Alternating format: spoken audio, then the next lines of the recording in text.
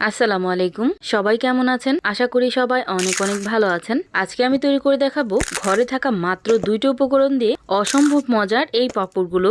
পাঁপড় কিন্তু তৈরি করা একদম সহজ, তবে বানানোর টেকনিকটা জানতে হয়। বলতে পারেন পাঁপড় আবার কে না বানাতে পারে, তবে পাঁপড় বানানোর সময় অনেকেই অনেক সমস্যার সম্মুখীন হন, যেমন প্লেটে পাঁপড় লেগে যায়। আজকে ছোট্ট একটা টেকনিক শিখিয়ে দিব, যেটা ফলো করলে আপনারাও খুব সহজে এই পাঁপড়গুলো তৈরি করতে পারবেন। এই পাঁপড়গুলো তৈরি করার জন্য প্রথমে আমি হাফ কেজি পরিমাণ রান্না করা ভাতের চাল ভিজিয়ে রাখছিলাম 2 ঘন্টার জন্য। আর 2 ঘন্টা পর্যন্ত ভিজিয়ে রাখার পর খুব ভালোভাবে পানি দিয়ে কষলিয়ে ধুয়ে নিছি। এখন এই চালটাকে আমি ব্লেন্ডার জগে নিয়ে একদম মিহি পেস্ট করে ব্লেন্ড করব। আর এতে দেখতেই পাচ্ছেন খুব ভালোভাবে আমি ব্লেন্ড করে নিছি। এখন এই সম্পূর্ণ মিশ্রণটা একটা বাটিতে নিয়ে নিলাম। এখন এখানে দিয়ে দিব আটা। এখানে আমি 1.5 কাপ পরিমাণ আটা ব্যবহার করলাম, আপনারা চাইলে ময়দাও ব্যবহার করতে পারেন। দিয়ে দিলাম পরিমাণ মতো লবণ, আর পাঁপড়ে লবণের পরিমাণটা একটু বুঝে তারপর দিয়ে দিবেন। দিয়ে দিলাম 1 টিস্পুন পরিমাণ বেকিং সোডা। দিয়ে দিলাম 2 চামচ পরিমাণ কালো জিরা। এখন অল্প অল্প করে পানি দিয়ে খুব ভালোভাবে গুলিয়ে নিব। প্রথমে আমি 2 কাপ পরিমাণ পানি ব্যবহার করছি, আর আরেক কাপ আমি রেখে দিছি। সবকিছু একসাথে মিশিয়ে নেওয়ার পর বোঝা যাবে এই ব্যাটারটা পারফেক্ট হয়েছে কিনা।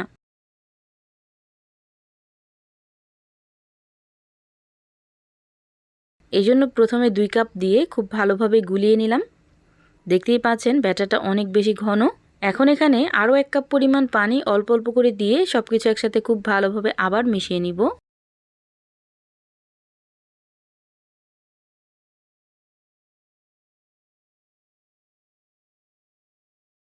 আর এই তো দেখতেই পাচ্ছেন পাঁপড়ের ব্যাটারটা একদম পারফেক্টলি রেডি হয়ে গেছে। আমি একটু চামচ দিয়ে উঠিয়ে দেখাচ্ছি কিরকম রাখবেন। এখন এখান থেকে কিছুটা পরিমাণ ব্যাটার একটা বাটিতে নিয়ে নিলাম, আর সামান্য পরিমাণ অরেঞ্জ ফুড কালার দিয়ে দিলাম। এখন এই ফুড কালারটা দিয়েও খুব ভালোভাবে মিশিয়ে নিব। ফুড কালারটা একেবারে অপশনাল, চাইলে আপনারা পুরোপুরি কিন্তু সাদাও তৈরি করতে পারেন। এখন আমি দেখিয়ে দিব একদম সহজ পদ্ধতিতে আপনারা কিভাবে এই পাঁপড়গুলো তৈরি করবেন। তার জন্য রাইস কুকারের যে ঢাকনাতে আপনারা ভাপ দিবেন, ওই ঢাকনার মাপে এইভাবে কলা পাতাটা খুব ভালোভাবে দাগ কেটে তারপর কেটে নেব। একদম একটা প্লেটের মতো হবে। আর এইভাবে মাপ দিয়ে কাটলে কি হয়, যেখানে আপনারা ভাপ দিবেন ওইখানে খুব সহজে লেগে যাবে।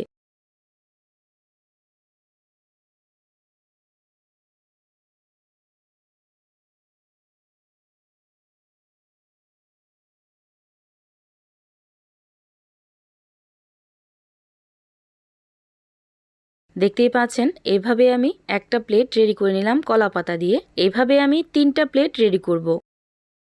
এদিকে রাইস কুকারে আমি পর্যাপ্ত পরিমাণ পানি দিয়ে দিছি, আর রাইস কুকারের ছিদ্রযুক্ত ঢাকনাটাও দিয়ে দিলাম।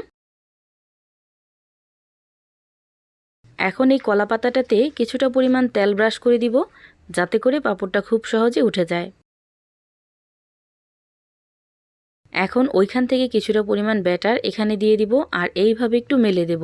এইভাবে করলে কোনো রকম ঝামেলা হবে না বা উঠাতে গেলে ছিঁড়ে যাবে না। একদম পারফেক্টলি আপনারা এই পাঁপড়গুলো তৈরি করতে পারবেন। প্রথম অবস্থায় এই পাঁপড়টা বানাতে কিন্তু একটু সমস্যা হতে পারে, তবে পাতাটা যখন ভাপ দেওয়া হয়ে যাবে তখন কিন্তু নরম হয়ে যায়। ওই ক্ষেত্রে এই পাঁপড়টা মেলতে কিন্তু একদমই কম সময় লাগবে। এভাবে আমি 30 থেকে 40 সেকেন্ড পর্যন্ত ভাপিয়ে নিছি। এখন আমি উঠিয়ে নিব। এখন এখান থেকে একটা পাঁপড় আপনাদেরকে উঠিয়ে দেখাচ্ছি। একইভাবে আমি আরেকটা পাঁপড় আপনাদেরকে ভাপিয়ে দেখাচ্ছি।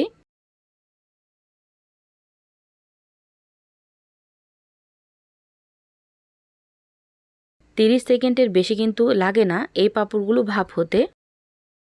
এভাবে আমি সবগুলো পাঁপড় ভাপিয়ে নিছি, আর একটার উপর একটা রেখে দিলাম। আমি কিভাবে এই পাঁপড়গুলো কলাপাতা থেকে ছাড়িয়ে নিতেছি দেখতেই পাচ্ছেন। এভাবে করলে প্লেটে লাগার কোনো চান্সই থাকবে না।